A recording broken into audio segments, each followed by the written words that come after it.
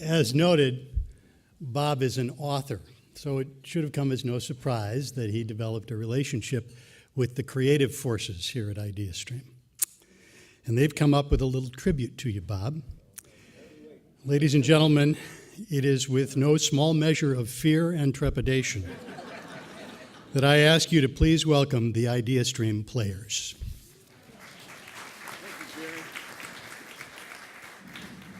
Hi, everybody. Everybody happy to be here today? Bob Kelson, everybody.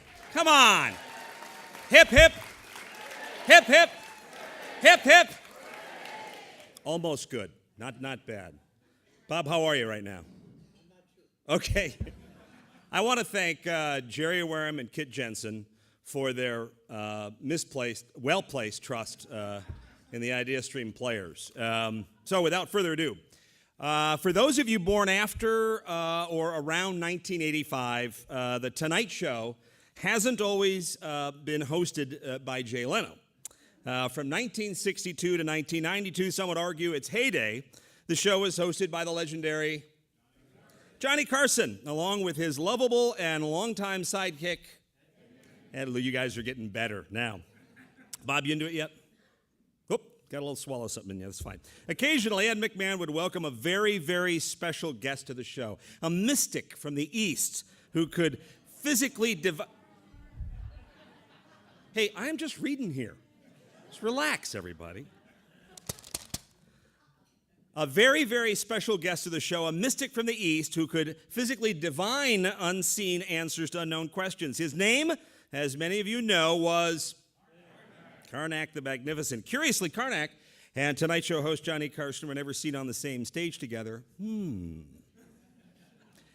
Anyway, both Ed McMahon and Barnac have long since retired to the great talk show in the sky.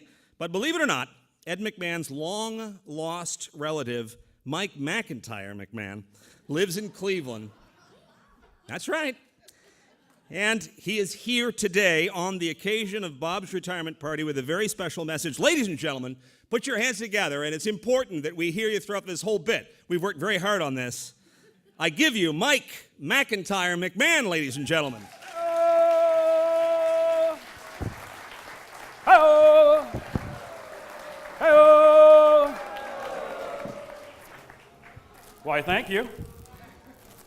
Ladies and gentlemen, thank you so much for being here. And what a great crowd it is here to honor the man of the hour.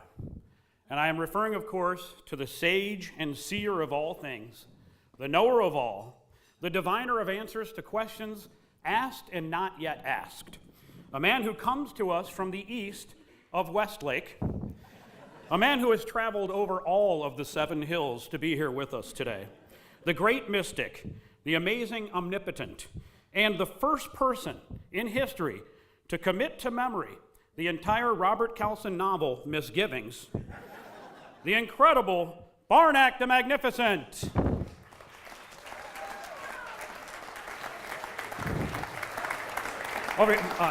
Great one. Very good to see you, great one. Very nice to see you, great one. Thank you for being here today. It is Barnac's great pleasure to be here. 1,000 blessings upon your sneezes, great one. May your sheets be balanced, your pledges be sustained, and your accounts receivable. Well, thank you so much for that one. Thank you. Thank you so much for that. And let me ask you, before we get to the envelopes that I hold in my hand, may I ask you about the book, Misgivings, that you have committed to memory? Every single word of this book. Appropriate title. 264 pages? Yes. Misgivings. You know every word in here. Every single word. Would you mind, all-knowing one, if we were to test you on that? A trifle. All right, let's just pick a page. Can I hear a page?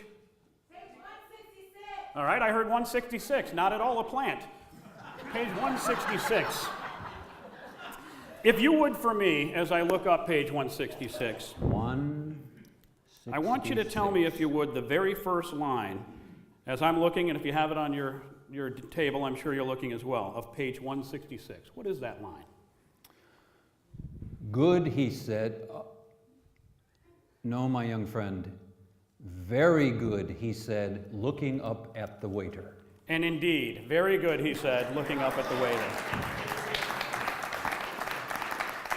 Well, I believe that establishes Barnac's credibility here today.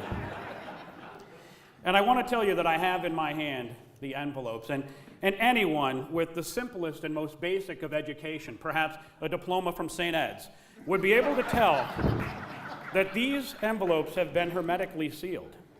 No one has seen the contents of these envelopes. I have not seen these. They have been kept in a mayonnaise jar on Mark Smuckler's porch since yesterday at noon. It must have been a grand mayonnaise jar. It is a very large mayonnaise jar.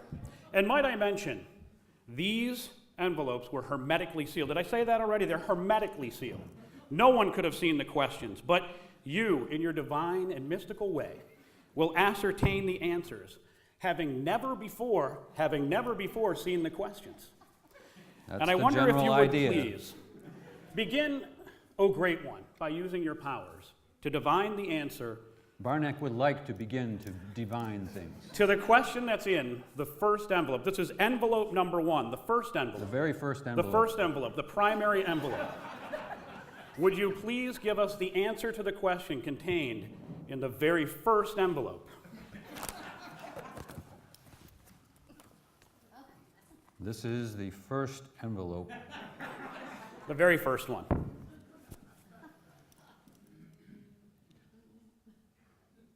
We're a little short. We're a little short.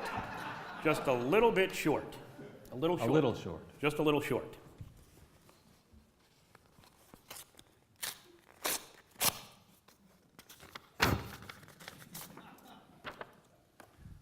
What Mike McIntyre's family says when trying to get on a roller coaster at Cedar Point. Hey. I was just there Saturday. Bumper boats, 36 inches. And Bob Calson's description of every fiscal surplus since 2004. You are the all-knowing one. I have in my hand not the first envelope, but the second envelope. Envelope number 2. Envelope number 2. Thank you.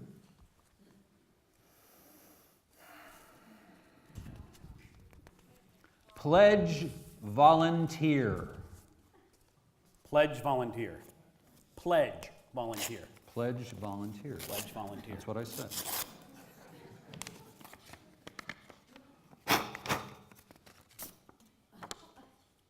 What is Bob Calson's new job title at IdeaStream beginning tomorrow?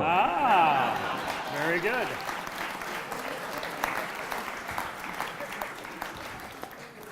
Pledge volunteer. Don't want a lemon pledge. We now have envelopes. I must say, I enjoy this. May all your I'm not going to say it. May all your sins be Calsons. Oh, how nice. Calsons. Envelope number 3. The third envelope.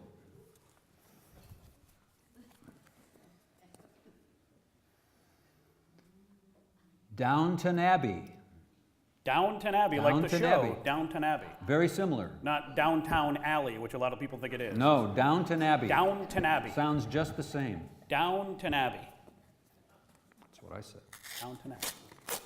I know, oh great one. I'm just repeating you. Just. What does Bob say to his rambunctious dog, Tanabe? God, oh no. Boo. Boo. Horrible. May all your funds be permanently restricted.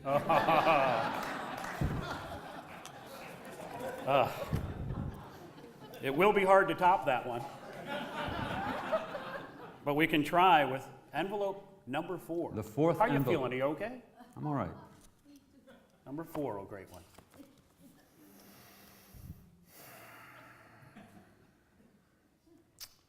This is heavier.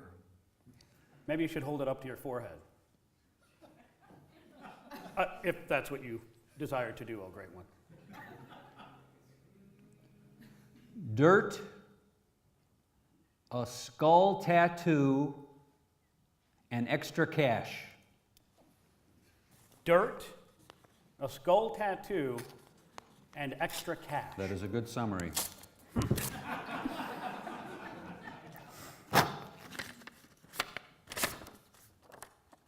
What are 3 things you'll never find on Bob Calson? 3 things you'll never find on Bob Calson. That's true.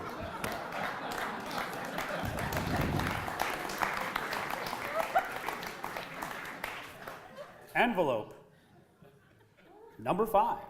Are you sure? The 5th envelope. The 5th envelope. Envelope number 5. Thank you, sir.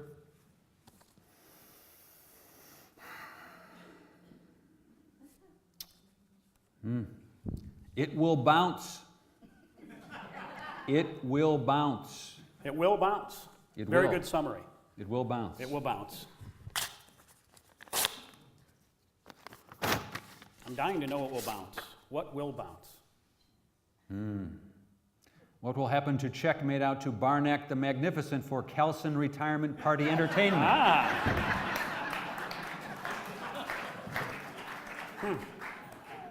May your balance sheets be permanently starched.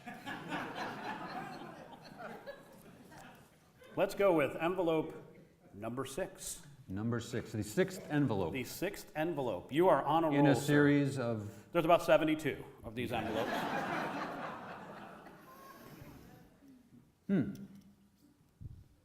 misgivings. Misgivings.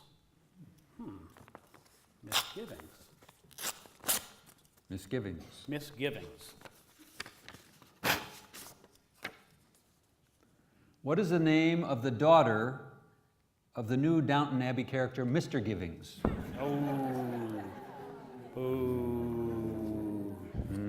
Horrible. May your bottom line develop an unscratchable itch.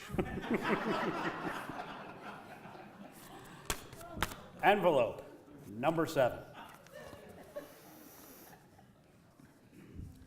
Around noon. Around noon. Not exactly noon. Not high noon. Around noon. Around noon. Around noon. In the vicinity of In noon. the vicinity of noon. Around noon. Around noon. That's what I said. You're the seer. I know all. It's around noon. Around noon. What is Bob's retirement wake-up time?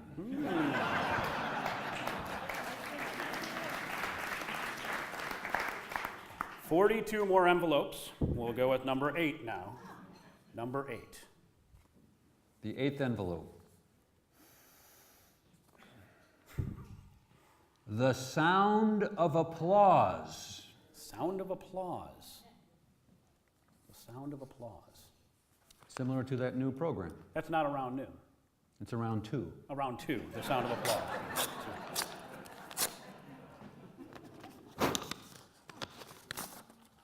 The sound of applause. The sound of applause. Around 2. What does Bob deserve and what he'll get soon, because this bit is almost over. Yes. And that brings us, all-knowing one, Yes. to the final envelope. The final envelope, ladies and gentlemen. The final envelope. This is the final envelope. The last The one. very last. There are no others. There are no other envelopes. You spoke of 72 before, but that was I am in not the error. all-knowing one. You are the all-knowing one. This is the final envelope. The last one. The last one.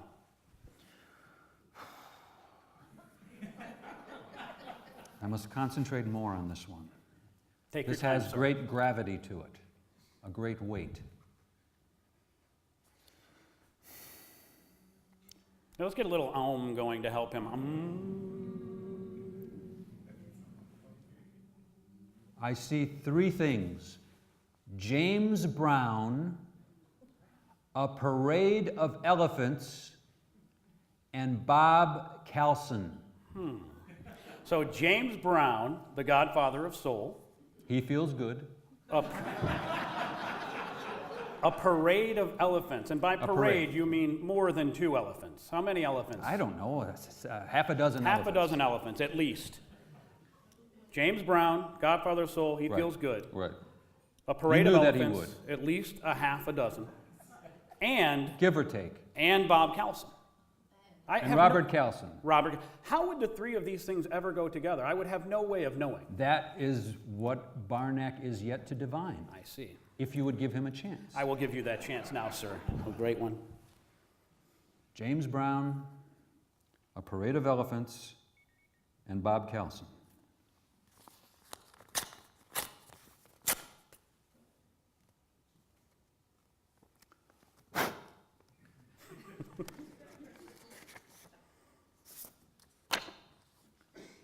What are three acts? What are three tough acts to follow? All right. Ladies and gentlemen, Barnac and Bob Kelson.